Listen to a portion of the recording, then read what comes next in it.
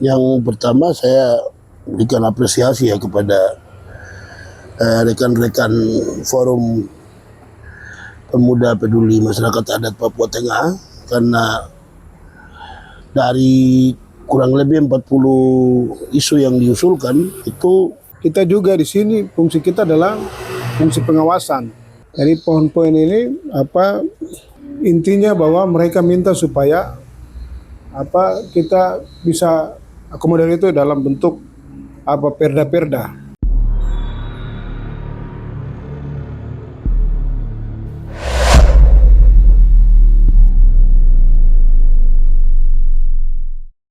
Selamat malam pemirsa dimanapun Anda berada. Kembali lagi kami jumpa di podcast bersama di podcast Kangguru. Dan pada kesempatan ini telah hadir bersama saya dua narasumber yang andalan. Selamat malam, selamat datang di studio kami. Malam. Ya, luar biasa. Apa kabar nih Pak berdua? Ya, kabar baik. Luar biasa. Baik. Ya, itu yang kita harapkan semua. Mungkin pemirsa di rumah juga dalam keadaan yang sehat dan diberkati selalu. Baik, langsung saja kita akan masuk ke dalam tema pembicaraan kita. Dan sebelum kita akan berbicara mengenai tema pembicaraan, mungkin saya berikan kesempatan kepada beliau berdua yang ada untuk memperkenalkan diri, dari lembaga apa. Nah, setelah itu baru kita akan memulai diskusi kita. Kita mulai dari samping kanan saya, silakan. Ya, baik. Saya Francesco Semagai. Saya anggota DPR Provinsi Papua Tengah. Saya pikir begitu saja dulu. Baik, makasih Pak Legislator Provinsi Papua Tengah. Dan di samping kiri saya, silakan. Saya Emmanuel Gobay, Direktur LBH Papua. Selamat datang Bung Dir. Abang Dir. Ya. Baik, pemirsa, pada kesempatan malam hari ini dua narasumber kita ini akan berbicara mengenai bagaimana peran mereka dalam mengawal aspirasi dan melakukan pengawalan terhadap masyarakat adat di Papua Tengah dan di Papua pada umumnya. Dan yang menjadi pertanyaan kunci adalah bagaimana masyarakat adat di Provinsi Papua Tengah bisa diproteksi dan bagaimana tanah-tanahnya bisa diselamatkan. Kalau tanah diselamatkan, pasti manusianya juga akan selamat. Kira-kira begitu. Baik, kita langsung saja ke Bung Frans sebagai anggota legislator di Provinsi Papua Tengah. Bung, kira-kira 2 minggu yang lalu itu ada sejumlah pemuda yang menamakan diri sebagai Forum Masyarakat Adat melakukan diskusi dan mendatangi kantor DPR. Dan mereka menyampaikan sebanyak 43 aspirasi yang terdiri ada item-item. Nah, dari item-item ini kira-kira item apa saja yang bisa dieksekusi dan bagaimana tindak lanjut dari aspirasi tersebut, dan bagaimana DPR melakukan pengawalan dan membahas aspirasi tersebut. Ya, baik. Ya, kita pernah diundang oleh Front Peduli Masyarakat Adat Provinsi Papua Tengah. Di situ kita diskusi bersama dengan LBH Papua 1 hari, dan Peduli Masyarakat Adat ini membawa rekomendasi berapa poin-poin begitu ke kantor DPR. Jadi poin-poin ini intinya bahwa mereka minta supaya kita bisa akomodir itu dalam bentuk perda-perda. Jadi di antara itu istilahnya macam proteksi apa hak-hak masyarakat adat seperti tanah, terus hasil alam dan lain-lain. Dan itu sudah dituangkan dalam apa aspirasi kita sudah terima dan apa DPR sudah kaji semua. Nanti ini akan angkat di Bapimperda, itu yang mengatur tentang peraturan daerah, dan nanti ini akan dimasuk juga. Kita lihat kalau misalnya dari poin-poin yang sudah dibawa ke kita yang sudah menjadi aspirasi ini, apa yang penting, yang urgen, yang perlu kita dorong supaya itu dijadikan perda. Jadi ini masuk dalam inisiatif DPR. Jadi sementara poin-poin itu memang sudah kita sudah akomodir, sudah simpan, dan setelah dibentuk alat kelengkapan dewan seperti komisi-komisi dan badan-badan, otomatis Bapimperda sudah terbentuk. Berarti poin-poin tadi aspirasi itu kita akan lihat. Kalau misalnya ada yang paling urgen, berarti kita akan masukkan itu dalam poin yang akan dibuat perda inisiatif DPR. Salah satunya apa yang sudah diperbincangkan atau mungkin yang bisa dieksekusi? Yang bisa dieksekusi itu misalnya macam tanah-tanah adat, peraturan daerah tentang tanah adat, terus tanah adat. Nah, ini akan menjadi poin yang sangat penting yang harus kita masukkan ke dalam inisiatif DPR untuk segera mungkin dibuat peraturan daerah. Karena kita lihat bahwa efek dari kemajuan kota ini, dia akan berimbas sampai masuk ke tanah-tanah adat. Begitupun perusahaan-perusahaan besar otomatis akan masuk menggerogoti tanah-tanah adat. Nah, tanah-tanah ini harus dilindungi dalam bentuk peraturan daerah, sehingga masyarakat adat ini bisa tanah-tanah adat yang dimiliki oleh masyarakat adat ini bisa tetap terjaga. Nah, ini yang penting kita pikir untuk kita dorong bersama legislatif eksekutif untuk segera dibuat peraturan daerah. Nah itu, dan ada lain-lain lagi yang menyusul ya.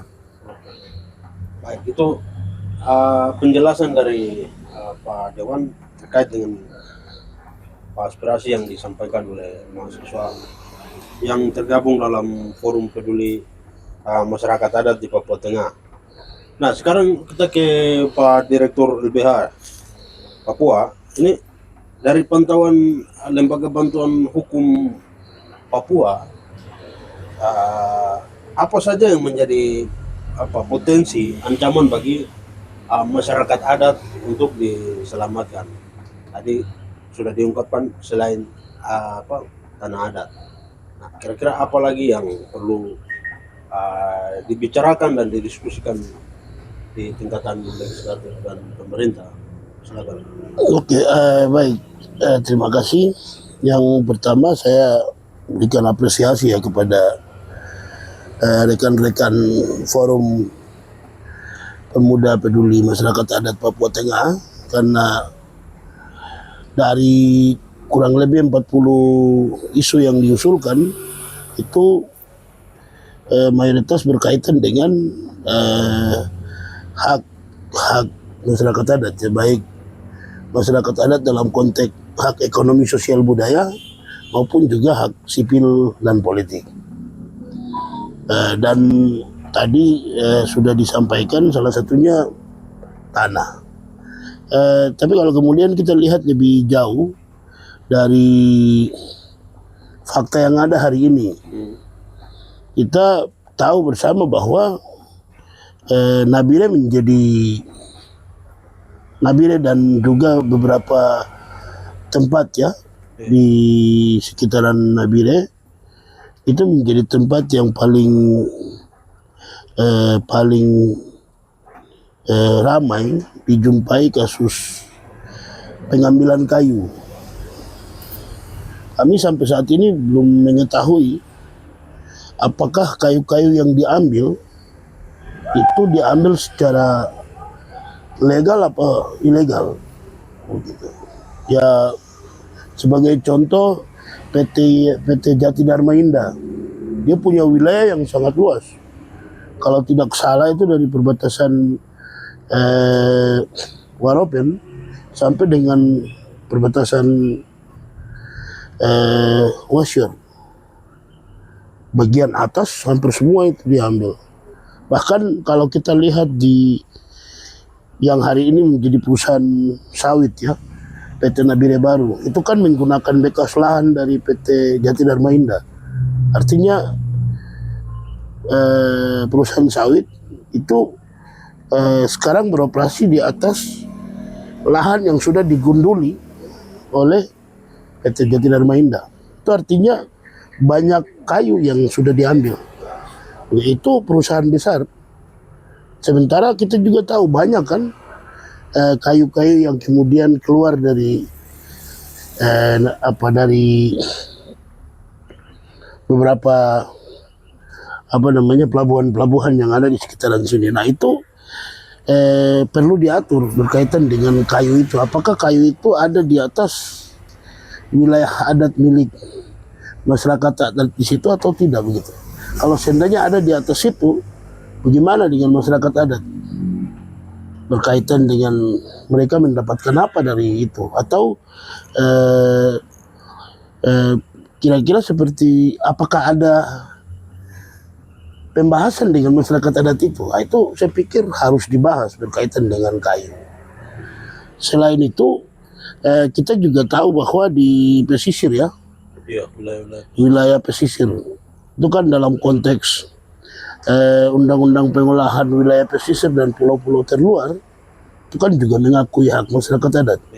Ya kita sekarang hari ini tahu bersama bahwa di Teluk Cendrawasih ada salah satu potensi wisata yang sangat terkenal, yaitu hiu paus. Dan juga di situ ada banyak juga nelayan-nelayan yang berlalu lintas di situ mencari ikan. Nah, apakah kemudian itu ada itu penting untuk kemudian dibahas juga berkaitan dengan wilayah laut. Karena ini tidak bisa kita pungkiri bahwa di Papua Tengah juga ada masyarakat adat yang hidup di pesisir yang penting sekali untuk dipikirkan, dan mereka penting untuk diberdayakan biar kemudian bisa menerima manfaat dari potensi sumber daya alam yang menjadi milik dari mereka di pesisir. Selain itu, kami juga tahu bahwa berdasarkan data Komisi Pemberantasan Korupsi Republik Indonesia di tahun 2013 itu sudah menyebutkan ada 53 perusahaan tambang ya, baik itu dalam bentuk emas, perusahaan emas ya, nikel, batubara yang ada di 8 kabupaten yang hari ini masuk menjadi bagian dari Provinsi Papua Tengah. Itu artinya akan terjadi banyak pelanggaran, atau bahkan akan terjadi banyak praktek-praktek pelanggaran hak masyarakat adat, tanah, lingkungan, kemudian juga berkaitan dengan emas tadi. Kita tahu ada undang-undang mineral dan batubara. Di dalam undang-undang mineral dan batubara juga mengatur tentang hak masyarakat adat. Ini terlepas dari tanah nih. Nah ini juga penting untuk pikirkan begitu. Kalau izin yang dikasih dan bermasalah itu, seandainya kalau nanti setelah provinsi dan juga kabupaten-kabupaten ini kemudian mulai aktif roda pemerintahannya, apakah kemudian dari batubara masyarakat mendapatkan manfaat atau tidak? Atau dalam perjanjiannya nanti akan seperti apa? Nah, itu harus dipikirkan. Ini berkaitan dengan objek batubaranya. Itu satu. Yang berikutnya, objek emasnya. Masyarakat akan dapat apa dari situ? Karena emas juga jenis yang berbeda. Begitu. Terus nikel. Karena dalam 53 izin itu ada batubara, nikel, dan juga emas. Masyarakat adat, apakah kemudian mereka akan dilibatkan atau tidak? Nah, ini kenapa saya bilang akan dilibatkan atau tidak, ini juga akan berkaitan dengan bagaimana regulasi. Artinya ya kita penting untuk dorong ada perda tentang mineral dan batubara di sini. Biar kemudian itu bisa di dalamnya melibatkan hak-hak masyarakat adat, karena mineral batubara itu akan diambil di atas wilayah adat milik masyarakat adat ataupun sumber daya alam lainnya. Yang paling penting lagi itu di sini hidup banyak sekali hewan dan juga tumbuhan dari berbagai macam spesies. Ya kita lihat dalam Undang-Undang Keanekaragaman Hayati itu juga mengakui hak masyarakat adat. Salah satu contoh ya yang kita tahu semua di sini ada pegunungan Wailan. Itu kan pegunungan yang dilindungi. Tapi kita sendiri hari ini mengetahui bahwa ada jalan yang sedang dibuat dari Topo yang akan keluar di Mapia. Ini kan tentunya dia akan membelah itu pegunungan Wailan yang statusnya adalah hutan pegunungan yang dilindungi. Nah, bagaimana kemudian perlindungan terhadap pegunungan tersebut yang mana di dalam situ banyak sekali ada keanekaragaman hayati.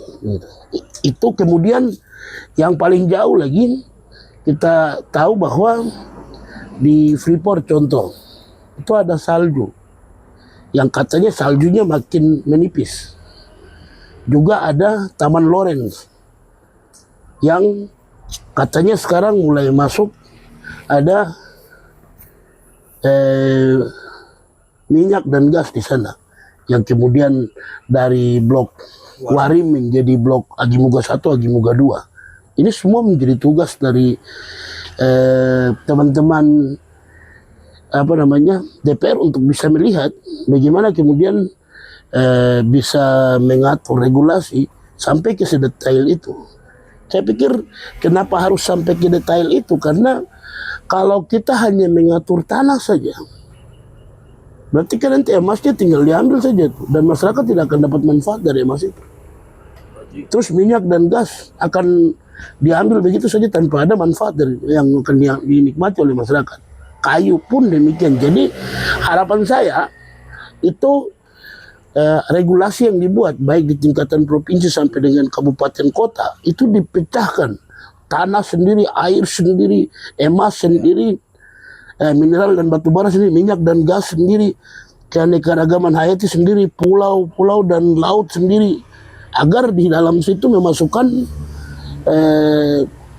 hak masyarakat adat dan biar mereka bisa kemudian diakui sebagai subjek pemilik dan mereka bisa dilibatkan dalam apapun yang akan terjadi. Contoh ada kontrak yang masyarakat dilibatkan sesuai dengan perintah otsus kan, seperti itu. Baik Pak Dewan, ini tadi Pak Direktur Lembaga Bantuan Hukum sudah menyampaikan banyak hal-hal yang perlu untuk dikawal juga di dalam perda, termasuk salah satunya adalah tentang masyarakat adat Papua yang ada di pesisir pantai. Nah, ini bagaimana tanggapan dari Pak Dewan? Silakan. Ya baik, kita di lembaga DPR apa kita apresiasi juga kepada LBH. Ini juga bagian daripada kita mengumpul data. Artinya kita membutuhkan juga kerjasama pada semua mitra-mitra, termasuk masyarakat dan lain-lain, sehingga data-data ini akan menjadi referensi kita. Seperti tadi yang dari front masyarakat peduli masyarakat adat. Nah, data-data itu banyak sekali yang dimasukkan ke kita. Itu semua menyangkut tentang persoalan-persoalan yang terjadi di masyarakat adat. Menyangkut tadi hasil alam, termasuk tanah, kayu, dan sumber daya alam yang ada di tanah Papua, dalam hal ini Papua Tengah. Nah, kita juga di sini fungsi kita adalah fungsi pengawasan. Fungsi pengawasan ini situ ada di Komisi 3. Komisi 3 ini juga mitranya itu adalah perusahaan BUMN dan BUMD. Nah, di sini kita bisa juga memanggil semua perusahaan-perusahaan yang beroperasi di Papua Tengah. Kita akan mengkaji ulang dia punya izin-izin macam-macam begitu. Jadi tugas kita itu bagaimana kita mengawasi dan kita meng-cross check apakah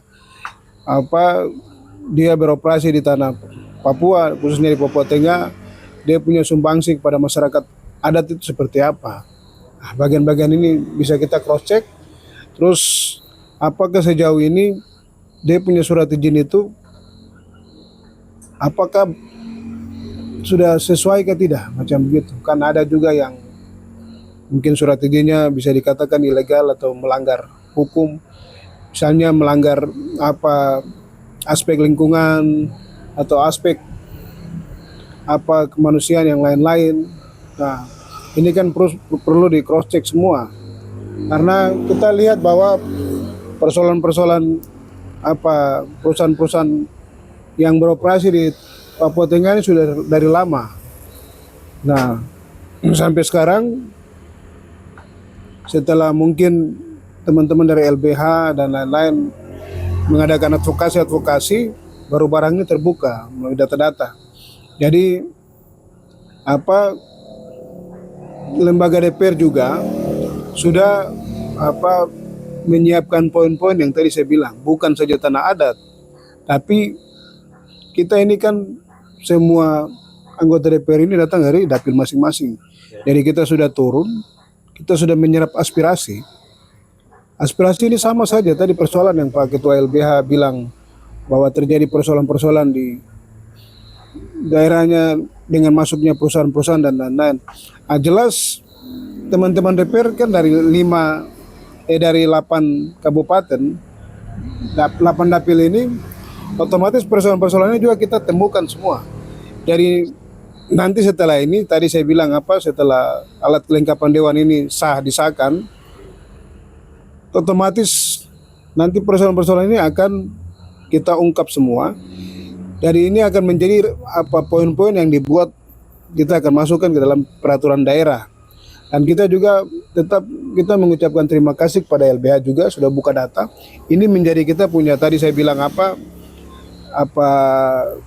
membuka wacana pikiran kita juga. Ini menjadi referensi kita juga. Jadi bukan saja LBH, tapi teman-teman dari Front Peduli Masyarakat Adat dan segala elemen yang ada khususnya di Provinsi Papua Tengah, supaya data ini kita buka. Kita DPR tetap akan terima data, kita akan tetap memainkan peranan sebagai fungsi pengawasan, sehingga di sini tidak ada yang dikorbankan. Jadi entah itu kita terima perusahaan masuk, tapi hak-hak masyarakat adat itu juga harus diperhatikan, sehingga ada istilahnya simbiosis mutualisme, jadi saling menguntungkan, macam begitu. Itu yang kita harapkan ke depan.